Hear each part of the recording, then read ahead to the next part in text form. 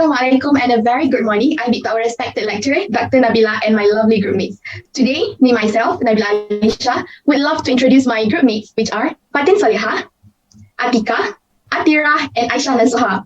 For this discussion, we choose to explore the issue on SDG 4, which is quality education. When we talk about quality of education, there are many issues that revolve around this field. For example, issues on online class, issues on literacy skills, issues on scholarships, and many more. So today, in our discussion, we will focus on literacy issues. Before we further discuss this issue, let us define what is the word literacy means.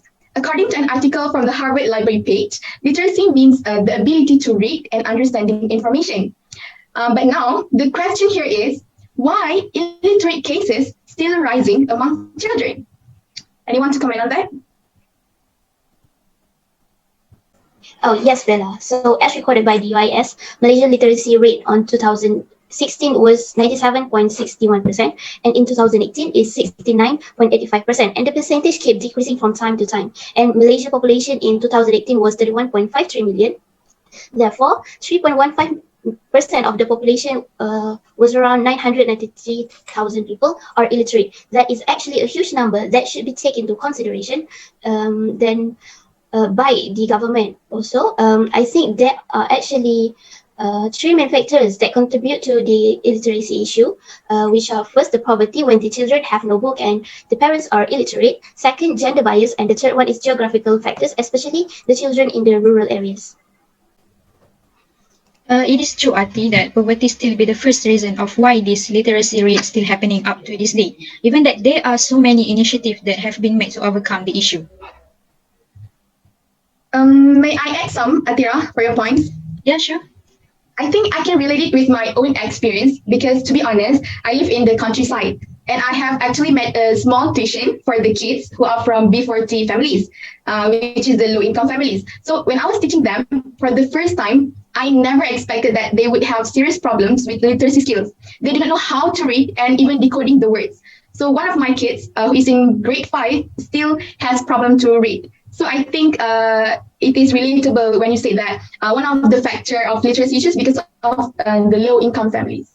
Yeah. Okay.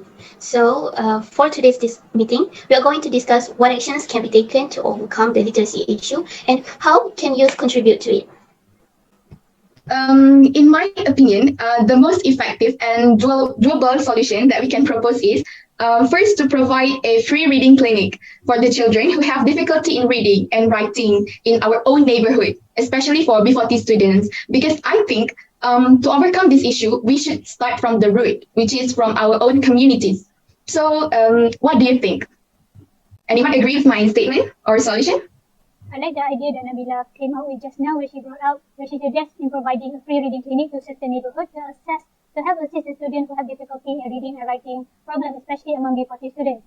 These students who have problems in reading and writing, they usually come from a very poor family or live in a rural area where they don't have access or lack of exposure to getting proper education. However, through this program, it helps in overcoming this barrier, as not only do they get to gain all this knowledge, but they also don't have to spend any money. A similar program has also been carried out by the Malaysian Armed Force, where they carry out the reading and writing clinic in a rural area in Sandas and Sabah. And the result from this program is very pleasing, as the students who are illiterate before can now read and write properly. Besides that, the National Literacy Trust, they also emphasize on the importance of reading for pleasure as a way to advance literacy attainment in children. And this is one of the reasons why I think Nabila's idea in providing free reading clinic could actually help in improving this literacy issue. Thank you for your point, Aisyah and Nasuha. So anyone to add?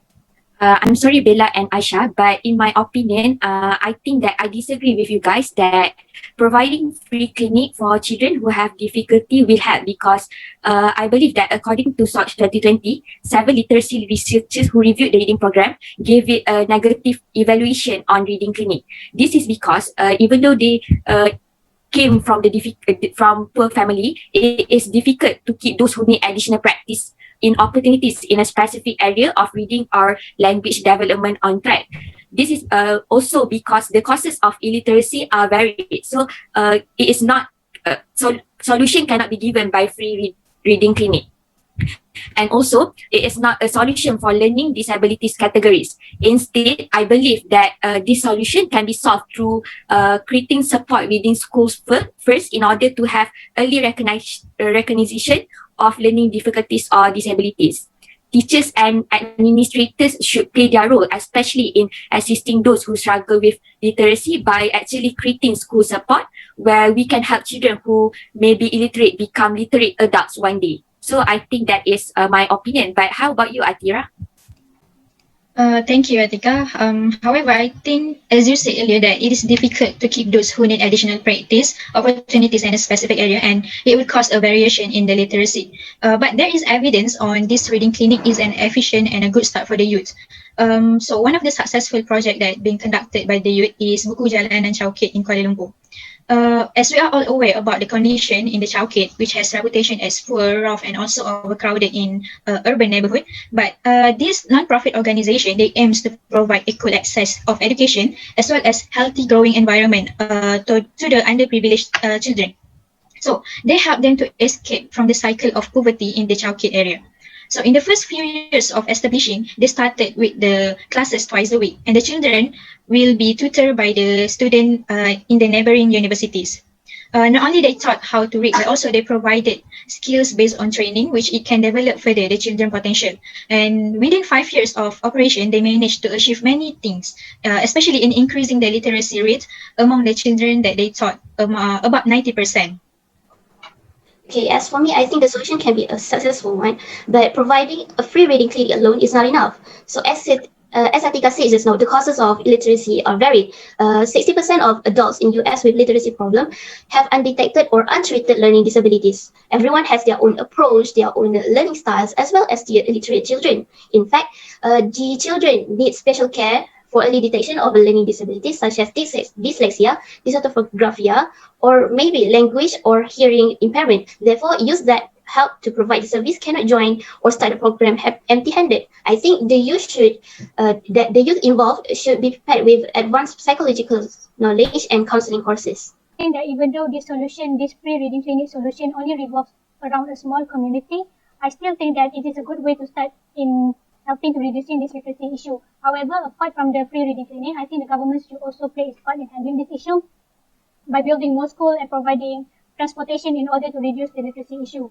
This is also one of the ways that could be applied in order to reduce the literacy issue, especially among youth, as by having proper education can one be able to improve their reading and writing ability. However, according to a research by the UKM University Kebangsaan Malaysia, the students are not able, most of them have literacy issue is due to many reasons, and one of it, according to the UKM research, is due to financial reason, as not many students even have the proper transportation to go to school.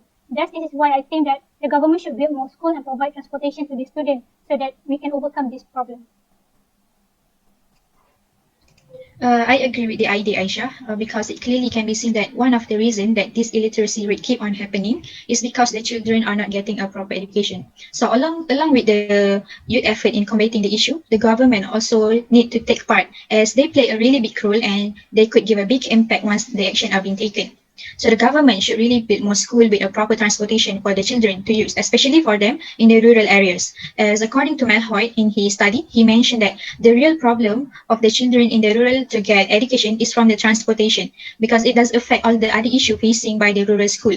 So when the public transportation are nowhere, then it does negatively influence the quality of education when the student will not able to attend the school and they cannot take part in any activities of learning, as it is hard for them to get any facilities.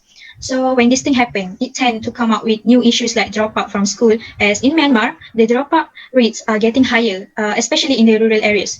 And students will lose their spirit in learning because this dropout become one of the biggest reason of increment in the illiteracy rate. So it is really a need for the government to start thinking and take action on this matter.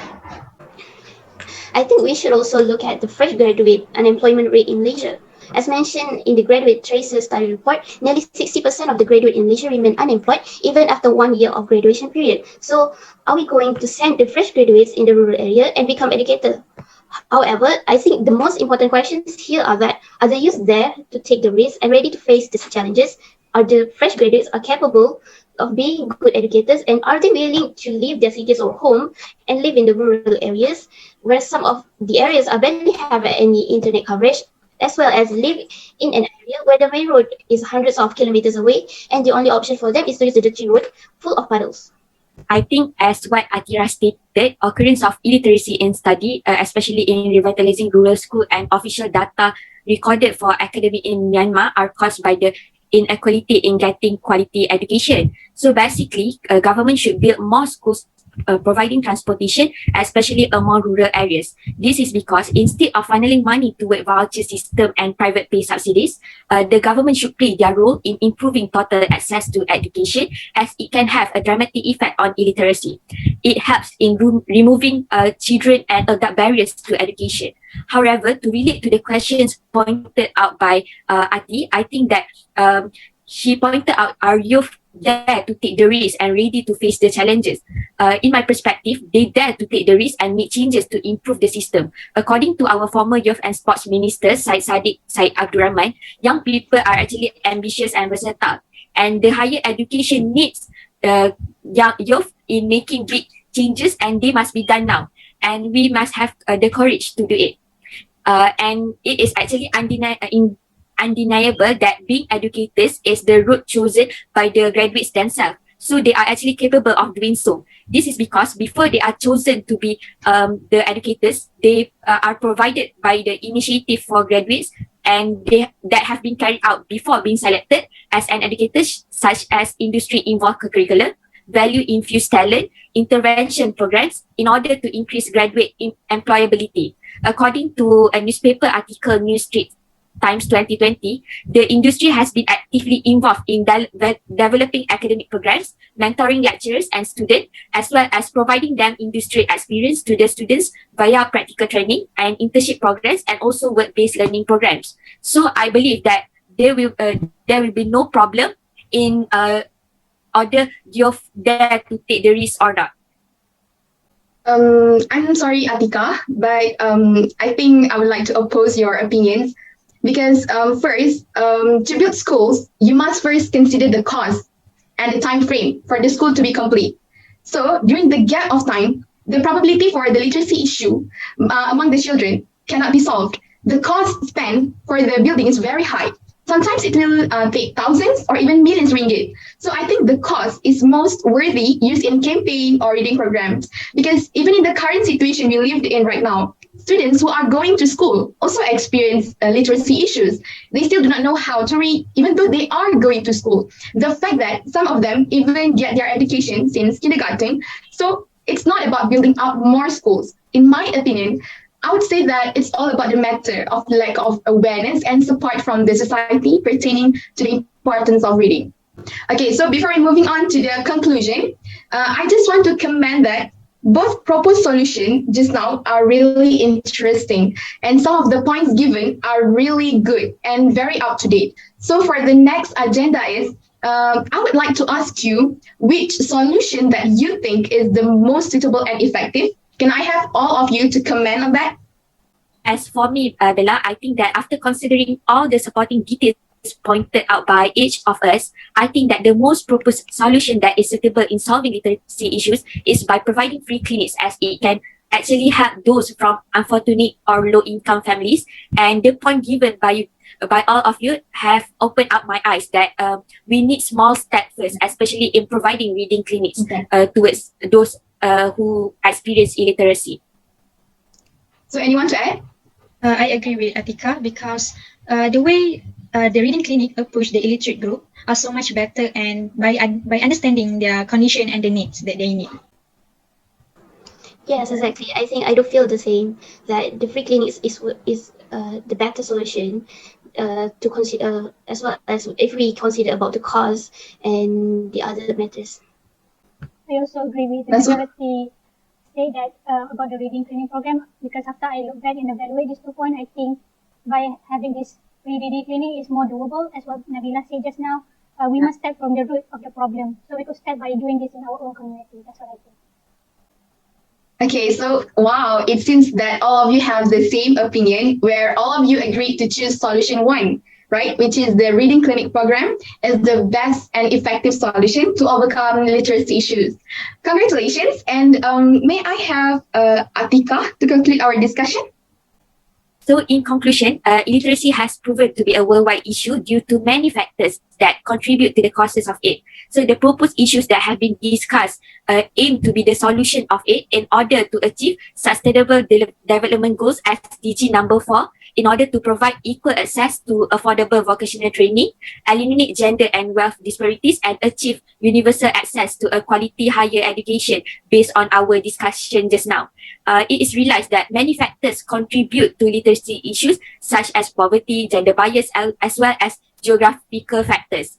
However, it is hopeful that the issue could be solved according to its framing through the proposed solution that we have agreed just now. So I think that's all for today, and I think that is the best solution for literacy issues. Okay, so Alhamdulillah, so we have finished our discussion. I think that's all from us. Thank you everyone, and Assalamualaikum. Have a nice day.